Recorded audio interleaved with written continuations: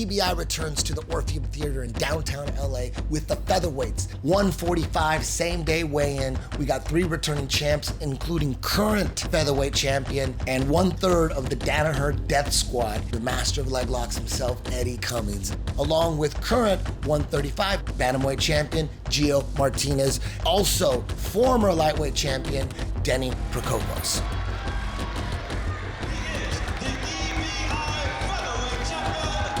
Eddie Cummings just ripping up the competition.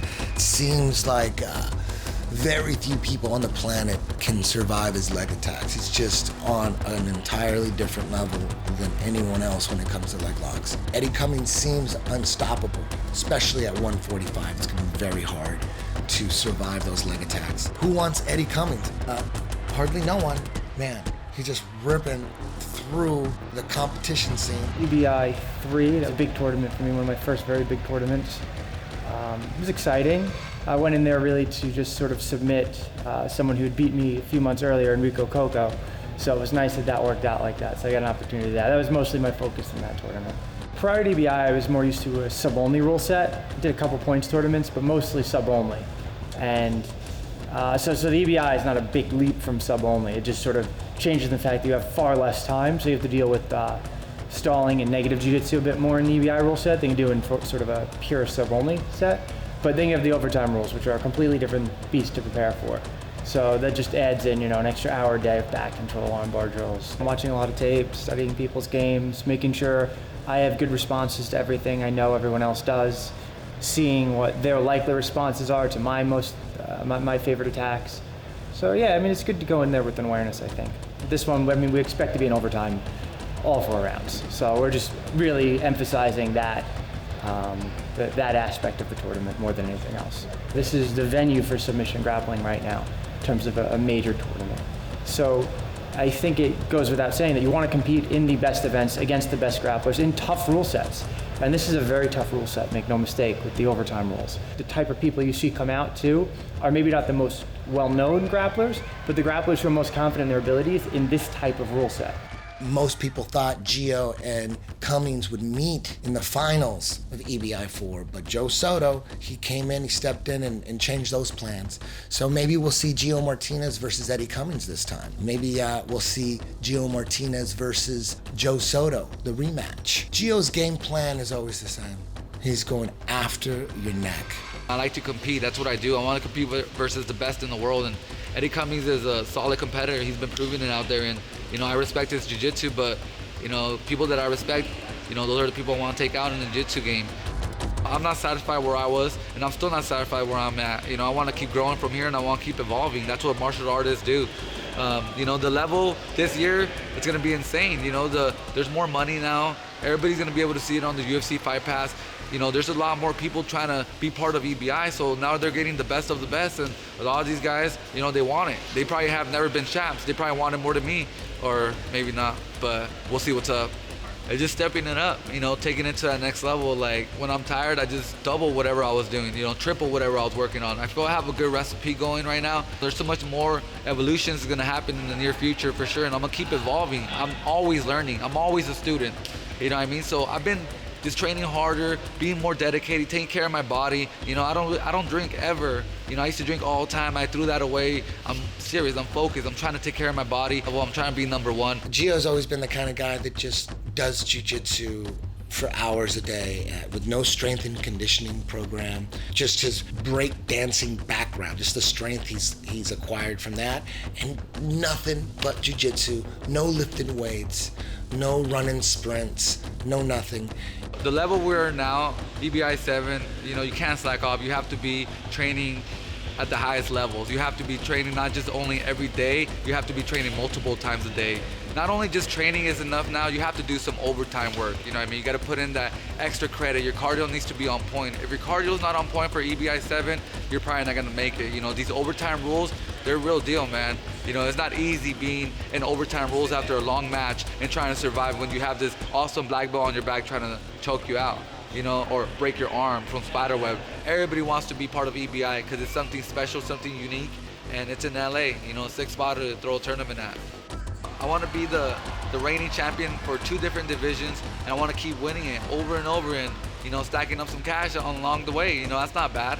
But I want to also just prove myself among the best, and I want to be the best submission-only competitor out there. You know what I mean? That's the kind of tournaments that I get excited for. I thrive off submission-only tournaments. A lot of these other tournaments don't get me excited, to be honest. You know, I love jiu-jitsu.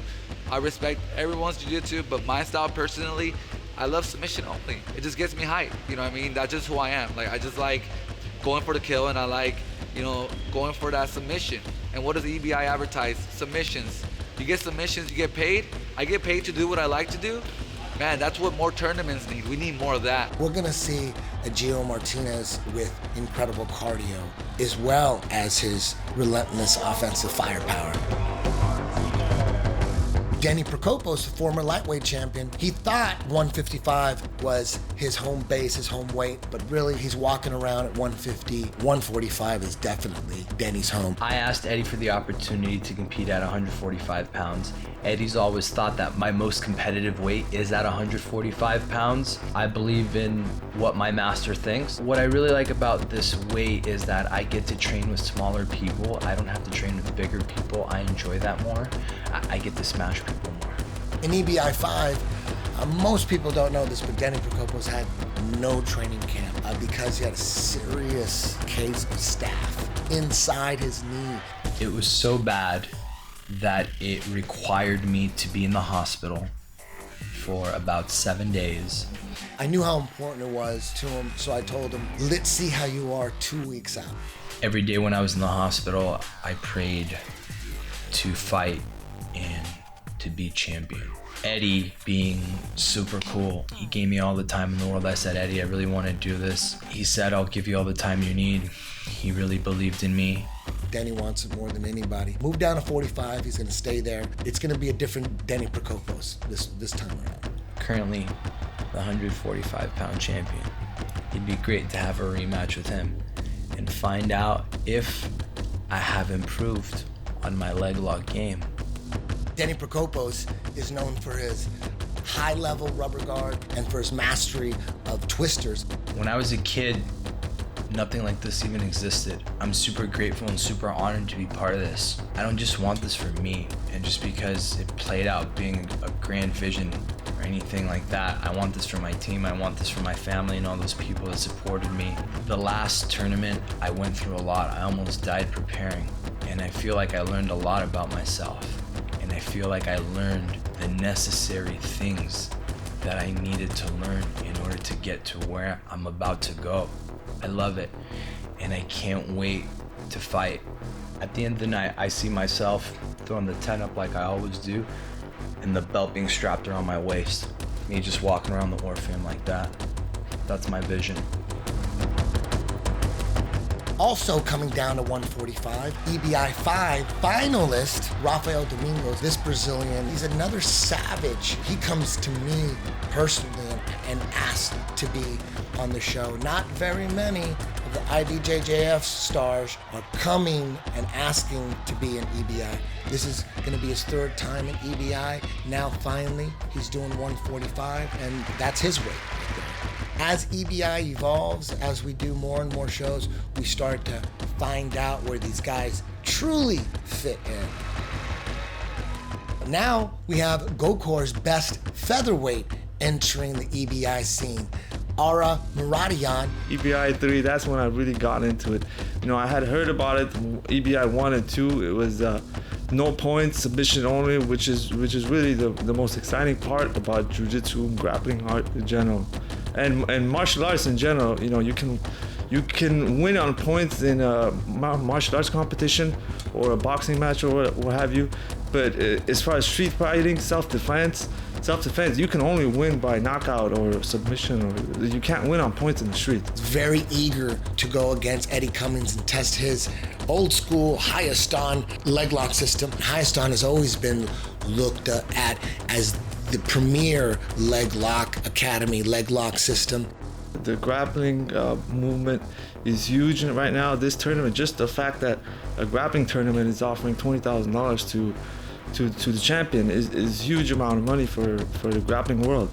and it brings many different high-level competitors from all over the world, competing for this grand prize. And I'm just honored, that to be part of it, and I can't wait until I put that title around my waist.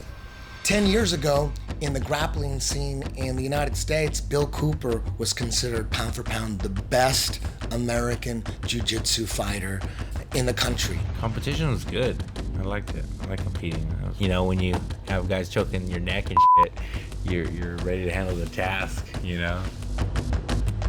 It's just cool to see two bodies like go at it, It's like National Geographic show like two cubs wrestling or two bears fighting too, That's fucking cool.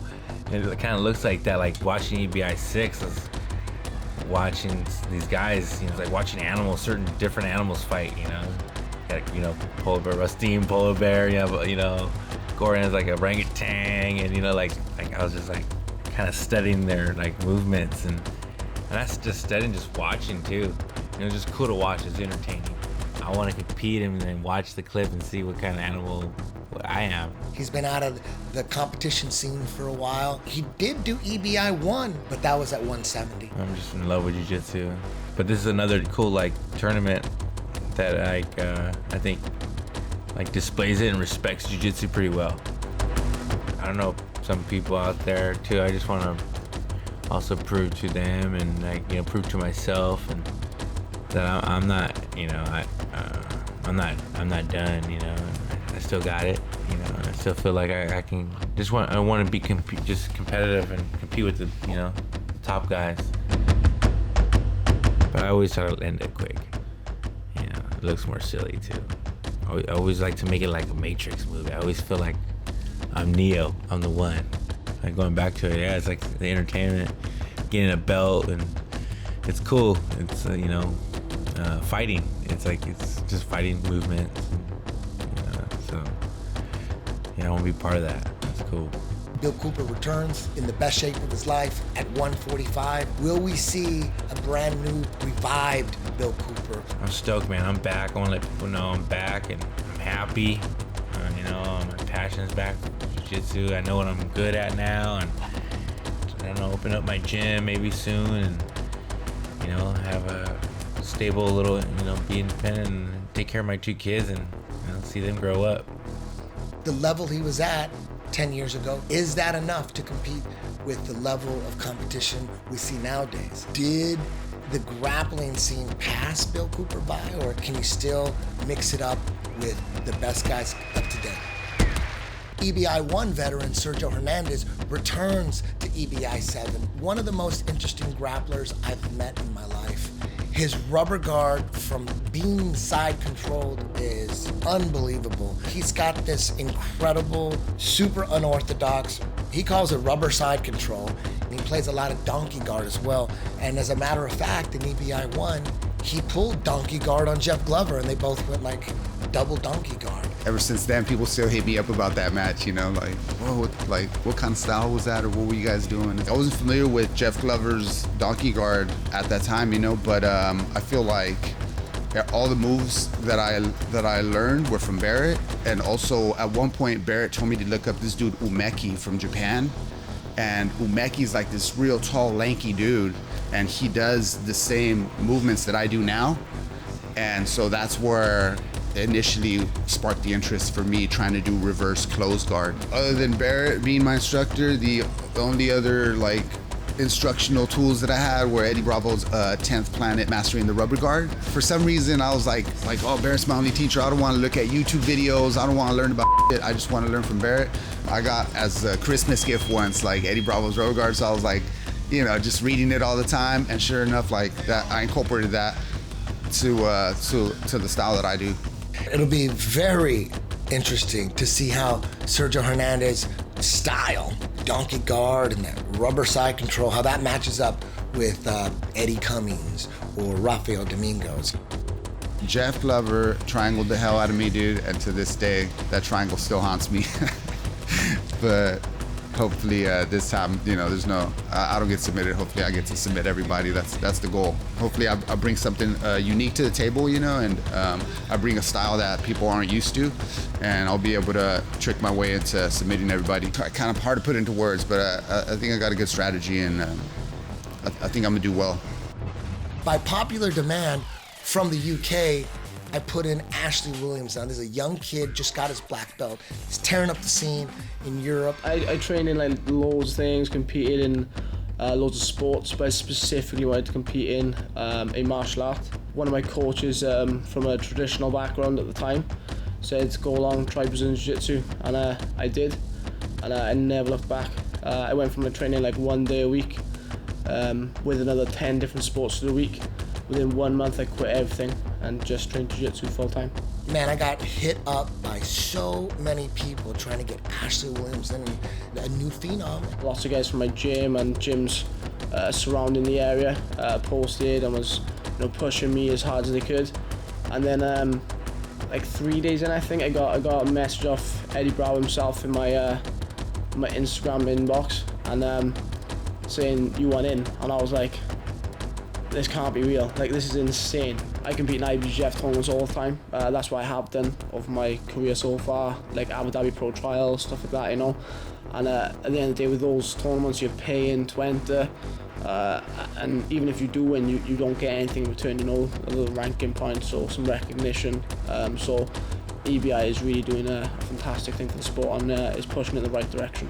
And we're gonna see how he stacks up against EBI's best at featherweight. I think all athletes live for those type of fights, where you've got a chance to take out someone that you've looked up to for years, or someone who you deem is further ahead in their career. Like taking those type of scalps is what puts your names out there, or even just testing yourself against those type of guys. It lets you know where you are, and it gives you a good opportunity, to know what you've got to work on, or where you've got to go from there to improve or to overtake them, or just to know if you're in the same league as those guys. So they're going to give me the best opportunity I've had, and I'm definitely going to bring it for them.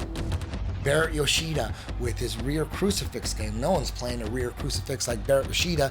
He's already pulled it off in EBI before. Can he thrive with it at 145? This would be like the third one I've tried for, and so I'm like, oh man, I hope I can finish the guy before we go to overtime. I think I've been to like one overtime. Yeah, I don't want to go there, man. Either finish him or die in regulation. I don't want to go to overtime, man. There's no way. Whenever I'm put outside of my comfort zone, when I get really challenged with really tough competitors, I notice that my level goes up. I just was like happy to get another chance, it's something that I it's one of the goals that I've been trying for, is like win that EBI belt. Mike Davila is one of those guys who, at brown belt, is just tapping out black belts all over the East Coast. It was a high demand to put Mike Davila in, and that's the kind of fighter I'm looking for. He came to us. Being a brown belt in this tournament with the majority of everybody being a black belt, I just love competition. At the end of the day, I just want to be able to say I went against some of the best grapplers. To be in the tournament itself was, to me, is a win. Being in the card with all these great grapplers, and to have my name thrown in there also would be such a, just that alone is an achievement for myself. Everybody's hungry, everybody wants to win, and then putting $20,000 on the line is going to get guys, coming for you. The entertainment and how high-level grappling's been going on, and all the fancy submissions, all the heel hooks, even the overtime rules. It was just a great format that I've been enjoying watching. For this tournament, I have been watching a lot of film and trying to see if I can catch any tendencies from everybody that's been on everybody that's on the card to this upcoming EBI. It's been interesting. It's the first time I started to study tendencies and study movements. And picking up things and trying to mimic some of that in my training. So it's been a pretty interesting add-on to my training sessions.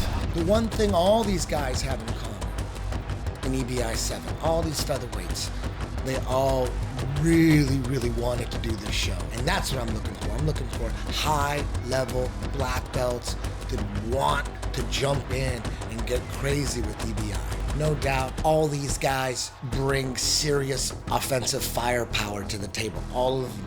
Eddie put me in last minute, and I'm very thankful to him for that. I knew there was a lot of really tough opponents. I really appreciate tournaments like EBI that are pushing people like myself to train in every submission, not just arm locks and chokes and very gi-specific submissions. If Brazilian Jiu-Jitsu is supposed to be the elite ground fighting martial art, then we should be proficient in every single submission. In submission only, you have kind of nothing to lose. You can just go for broke, really push the pace, go for the submissions that you want, and really not worry about losing points or getting stalled out and things like that. Chiles is my primary coach. Ever since I met him, it's even been more than techniques. He's been helping me with a lot of things. The mindset of how you approach a match, the mindset during the match, the mindset in between matches. Little things that really nobody speaks about. This is what he's been helping me ever since I met him. I've been competing in many different sports. As a child, my favorite movie was always Bloodsport. And what I feel like Eddie Bravo is doing, I feel like he's making a kumite for Brazilian Jiu-Jitsu. So for me, it's an honor and it's a pleasure to do something like this. I'm just trying to live my life and do things like this, things that one day I'm gonna look back towards and really have a big smile on my face. The money is just an added bonus. I think any competitor that I fight is gonna be really, really tough, and I'm expecting that. I definitely have a few interesting things to display in the next EBI. Checkmat's top black belt, Jose Gutierrez, who's also an EBI veteran. He returns as well. I never thought I was gonna get on it again. I want to do it. I understand the pace of the fight. It's gonna be straight submission. You're not gonna have no. You can milk the clock, but dude, you don't get the fucking money. So I want the money. Straight up, I want to go cash that shit at the liquor store right down the street. It's bigger now, you know what I mean? Like, it made me want to go back. I want to be here. You feel overcommitted to a position, don't just, stick, we got 10 minutes to get the sub, it's go, you know what I mean? And it's everything goes, you allow reaping here. You allow the heel hooks, you allow neck cranks. I started jiu-jitsu when I could pay for it on my own. Work nights, wake up, go train, go back to work, wake up, go train. Sometimes sleep, go back to train. My parents worked hard. I just follow their work ethic and everything I do, It's orgullo mexicano, like when you fight, you gotta be proud, don't be a bitch, So that's like the way I fight, Attack, don't let up, be a man, that's how I live too, I win this shit, we all go out afterwards, drinks on me. At the cheapest bar. I put together the brackets. I just want to see the most entertaining matches. Sometimes we put super fights first round. There's super fights all over the place in EBI. A very large percentage of the time someone comes up and tells me how much they love the show, they always have to say their favorite part was when Grace Gundrum came out. People love Grace. She's so unassuming, the most quiet, good girl you could ever imagine, but she goes out there with this strategy of a grown man. She knows the game so well. She's like a little 100-pound black belt, really. She's super intelligent with the jiu-jitsu, super crisp decisions, and so far she's 3-0, and she's beat 3 high-quality, elite-level girls. She beat Alyssa Wilson. Jessica Khan is an IBJJF gold medalist. Alyssa Wilson, Pan American gold medalist. And then in EBI 6, she beat Bianca. I'm on a quest to see just how good Grace is. Is she top 10 in the world? Is she top 5 in the world? Is Grace the best 14-year-old girl on the planet? This time, the best possible girl I could find for Grace is coming out of, no doubt, AOJ Academy, Rafa Mendez Academy. His best girl, Janelle Tkaczuk, will be facing Grace Gundrum in a special match, EBI 7. We're gonna find out how good Grace really is. Plus, Alyssa Wilson, Jasmine the Beast Johnson,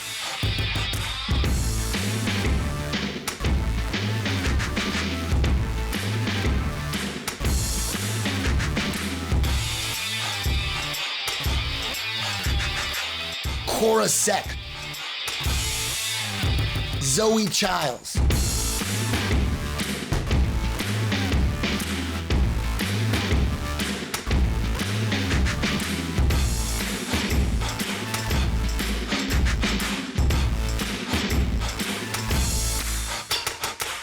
the Featherweights, Saturday, July 16th, Orpheum Theater in downtown Los Angeles. Eddie Cummings coming back to defend his title. Former featherweight champion Gio Martinez, Joe Soto, EBI4 finalist, lost to Eddie Cummings. He wants a rematch. He wants that title. Rafael Domingos drops to 45. Denny Prokopos drops to 45. Introducing UK superstar Ashley Williams. Mikey Main, Sergio Hernandez, the return of Bill Cooper. Checkmat's top featherweight black belt, Jose Gutierrez. Shaolin's top featherweight black belt, Alex Ecklin, Joao Tavares from GF Team.